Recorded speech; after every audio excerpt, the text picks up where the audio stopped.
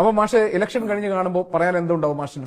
കേരളത്തിലെ ഇടതുപക്ഷ ജനാധിപത്യ മുന്നണിയുടെ കണ്ണഞ്ചിപ്പിക്കുന്ന വിജയം ഈ തെരഞ്ഞെടുപ്പിൽ ഉണ്ടാകുമെന്ന് മാത്രമല്ല, അടുത്ത 3ാം ടേമിലേക്കുള്ള ഇടതുപക്ഷ ജനാധിപത്യ മുന്നണിയുടെ പ്രവേശനമാണ് ഈ തെരഞ്ഞെടുപ്പിന്റെ വിജയത്തോടുകൂടി ഒരുക്കാൻ പോകും. Flash back.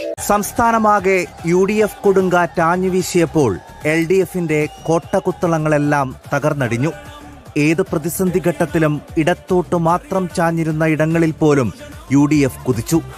3 പതിറ്റാണ്ടിനിപ്പുറം UDF കുറിച്ചത് തിളക്കമാർന്ന വിജയ ചരിത്രം. ചൂരൽമല മുണ്ടക്കൈ മേഖലയിൽ ഈ 2 വാർഡ് 10-11 വാർഡുകൾ 10-11 വാർഡുകൾ 2 വാർഡും UDF ആധികാരികമായിട്ടുള്ള വിജയം നേടും. 10ാം വാർഡിൽ ഷീജ ടീച്ചർ UDFന്റെ സ്ഥാനാർത്ഥി 150ഓളം വരുന്ന വോട്ടിന്റെ ഭൂരിപക്ഷത്തിന് ഞങ്ങൾ അവിടെ ജയിക്കും. ഞാനതിന്റെ കണക്കടക്കം എടുത്തതിന് ശേഷമാണ് പറയുന്നത്. ഇവിടെ 2000-ൽ പരം വോട്ടുള്ള സ്ഥലമാണ് ചൂരൽമല മുണ്ടക്കൈ 11ാം വാർഡ്.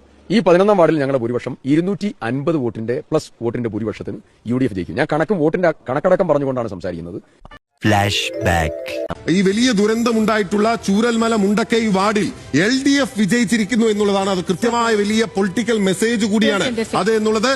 ഇപ്പോൾ UDFന് ലഭിക്കുന്ന UDF ഈ വലിയ തരംഗമെന്ന് അവകാശപ്പെടുന്ന ഘട്ടത്തിൽ പോലും വയനാട്ടിൽ മേപ്പാടി പഞ്ചായത്തിൽ വലിയ ദുരന്തമുണ്ടായിട്ടുള്ള ചൂരൽമല മുണ്ടക്കൈ വാർഡിൽ LDF സ്ഥാനാർത്ഥി വിജയിച്ചിരിക്കുന്നു എന്ന പുതിയ അപ്ഡേറ്റിൽ നെറ്റ്വർക്ക് നൽകുകയാണ്. ചരിത്രം നമുക്കറിയാലോ. LDFനെ എന്നും ചേർത്ത് വെച്ച ജനങ്ങളാണ് ഈ തിരുവനന്തപുരം ജനത എന്ന് പറയുന്നത്. 55 ഞാൻ ചുമതലയേൽക്കുമ്പോൾ ഇടതുപക്ഷ ജനാധിപത്യ മുന്നണിയുടെ കക്ഷിനില. അതിൽ നിന്ന് 56ലേക്ക് വന്നത് ഒരു ചരിത്ര സംഭവം തന്നെയാണ്. ഈ പ്രചരണമൊക്കെ അവർ അപ്പോഴും നടത്തിയിരുന്നു. എനിക്ക് അതുകൊണ്ടാണ് ഞാൻ വളരെ കൂളായി ഇപ്പൊ നമ്മളെയൊക്കെ പറ്റി പല നേതാക്കളും BJPയിലെ നേതാക്കളും അല്ലാത്തവരും ഒക്കെ ഇപ്പൊ രാഷ്ട്രീയത്തിന്റെ ഭാഗമായ ഒരു പല കാര്യങ്ങൾ പറയുന്നുണ്ടല്ലോ. ഞാൻ അതിലൊന്നും വറീഡാവാത്തത്, എന്റെ പ്രസ്ഥാനം വറീഡാവാത്തത് തെരഞ്ഞെടുപ്പുകളിൽ നടത്തിയിട്ടുള്ള വ്യാജ പ്രചരണങ്ങൾ അതെല്ലാം തള്ളിക്കളഞ്ഞാണ് കഴിഞ്ഞ 4 ഉപതെരഞ്ഞെടുപ്പിൽ, പ്രത്യേകിച്ചും വെള്ളാർ തെരഞ്ഞെടുപ്പിൽ ജനങ്ങൾ നഗരസഭയോടൊപ്പം ചേർന്ന് നിന്നത്. ആ വിജയം ജനങ്ങൾ നമുക്ക് നേടിത്തരുമ്പോൾ ഇനി വരാൻ പോകുന്ന തുടർന്നുള്ള ഭരണസമിതിക്കുള്ള അംഗീകാരം അത് മുൻകൂട്ടി ഞങ്ങളിപ്പോൾ തരികയാണ് എന്ന് തന്നെയാണ് ഞങ്ങൾ വിശ്വസിക്കുന്നത്. അപ്പൊ അതുകൊണ്ട് അതിൽ ഇടതുപക്ഷത്തിനല്ലാതെ മറ്റാർക്കെങ്കിലും തിരുവനന്തപുരം നഗരസഭയിൽ വിജയിക്കാം എന്നുള്ള ഒരു ധാരണയുണ്ടെങ്കിൽ അത് ജനങ്ങൾ ഈ തെരഞ്ഞെടുപ്പോടുകൂടി മാറ്റിക്കൊടുക്കും എന്ന് മാത്രമേ എനിക്ക് പറയുള്ളൂ. Flash back. തിരുവനന്തപുരം കോർപ്പറേഷനിൽ BJP ഭരണം പിടിച്ചതിന് പിന്നാലെ പ്രധാനമന്ത്രി നരേന്ദ്രമോദി തിരുവനന്തപുരത്തേക്ക്. വൈകാതെ തിരുവനന്തപുരത്തെത്തും. രാജീവ് ചന്ദ്രശേഖരനെ നരേന്ദ്രമോദി ഫോണിൽ വിളിച്ച് അഭിനന്ദിച്ചു. ഡൽഹിയിൽ വരുന്നു, ബോംബെയിൽ വരുന്നു, പിന്നെന്താണ് ബംഗാളിൽ വരുന്നു, പക്ഷെ കേരളത്തിലേക്ക് വരുന്നില്ല എന്നുള്ളതാണ്.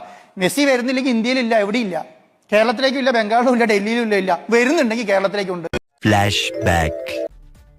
ഗോട്ട് ഇന്ത്യ ടൂറിന്റെ ഭാഗമായാണ് ലിയോണൽ മെസ്സി മുംബൈയിൽ എത്തിയിരിക്കുന്നത്. അല്പസമയത്തിനകം മുംബൈ ക്രിക്കറ്റ് ക്ലബ്ബിൽ നടക്കുന്ന പാഡൽ കപ്പിൽ പങ്കെടുത്ത ശേഷം മെസ്സി സച്ചിൻ ടെണ്ടുൽക്കറുമായി കൂടിക്കാഴ്ച നടത്തുന്നുണ്ട് 5 മണിക്ക്. എന്നാൽ അല്പസമയത്തിനകം മുംബൈ വാങ്കഡെ സ്റ്റേഡിയത്തിൽ ശേഷം ബോളിവുഡ് താരങ്ങൾക്കൊപ്പം പ്രദർശന ഫുട്ബോൾ മത്സരം അടക്കമാണ് നിശ്ചയിച്ചിരിക്കുന്നത്.